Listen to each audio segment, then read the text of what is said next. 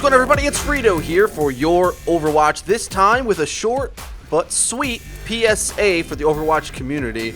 The don't shoot Zarya shield's fallacy. She's the last alive, she pops a shield, blow right through that shield and confirm that frag. There are times in the game where you definitely do want to be shooting through Zarya shields, and I'll try to show you a few examples here today. This gameplay was from our trash damage versus impact frags video, which got 100,000 views, tons and tons of comments saying, "How dare you shoot through Zarya shields, you noob?" Which was funny to me, because I too would have had the misconception that you should never shoot Zarya shields. It's always a bad idea. It gives her power. Why would you want to do that? Until I watched a lot of pro matches where they shot through her shields all the time. And then I started to realize in what instances do you want to focus down through shields. And here's the basic philosophy.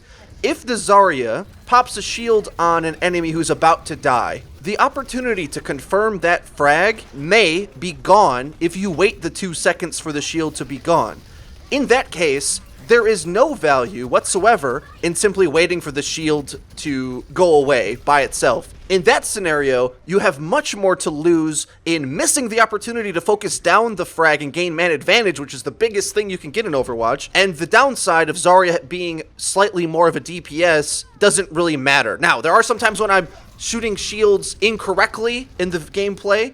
Really, these 2 times when the Reaper was flying around, I randomly shoot accidentally and stop immediately when I notice that I'm shooting on a shield where I can't confirm the frag. And then just before, I was in a bad duel with Zarya who was getting pocketed, and I thought maybe we could focus her down, but I was wrong. But here, around the corner, this soldier gets a shield popped on him right as he has 10 HP, and yes, I am going to give Zarya a bit more DPS, but I'm also going to confirm that frag, because if I didn't, I was going to die in this opportunity anyway, and there's no reason to allow him to have more uptime just because we're afraid of Zarya getting a bit more DPS. The thing is, Zarya's going to get shield value no matter what. Focus fire is always going to be more important than worrying about Zarya being able to deal a bit more damage. Snowballing team fights with man advantage will always net you a bigger net gain than if you just decidingly never shoot through Zarya's shield. Sometimes you should. When you see an opportunity to focus down that frag, don't worry about the amount of DPS increase she's going to get, because it isn't as much as you think.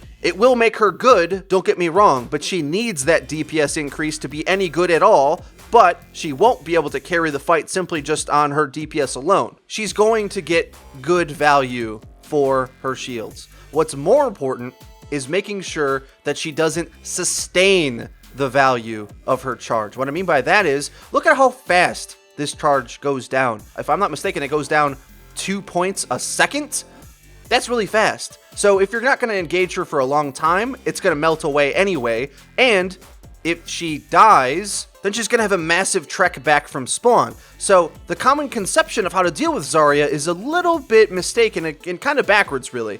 Because if you focus down Zarya, all the charge that she got is actually going to be a massive waste. She wants to play on the front lines, she wants to get in the action, she wants to get all the charge. It doesn't help to ignore her and allow her to regenerate her own health. Keeping all the charge in her back pocket, being able to keep her energy at a decent charge level. So I hope that makes sense, guys. Zarya is one of my top heroes, so I don't necessarily want people to start focusing me down knowing this information, but this is exactly how you're supposed to deal with Zarya. It's how the pros do it. If you're going to start to escalate your play, you have to be confident in your ability to get frags down. There's no value in playing skittish and afraid to take a man advantage in a fight. Yes, Zarya can be scary when she gets up to 100 charge, but it drains quickly, and the fastest way to delete her charge is to kill her, because then she goes down to 0 and has to run back from spawn for 10 years. Anyway, I've been Frito for your Overwatch. I hope you enjoyed the video. Please share it around with your friends, especially when someone tells you that you should never shoot a Zarya shield. Sometimes you should. In fact, a lot of the times you should.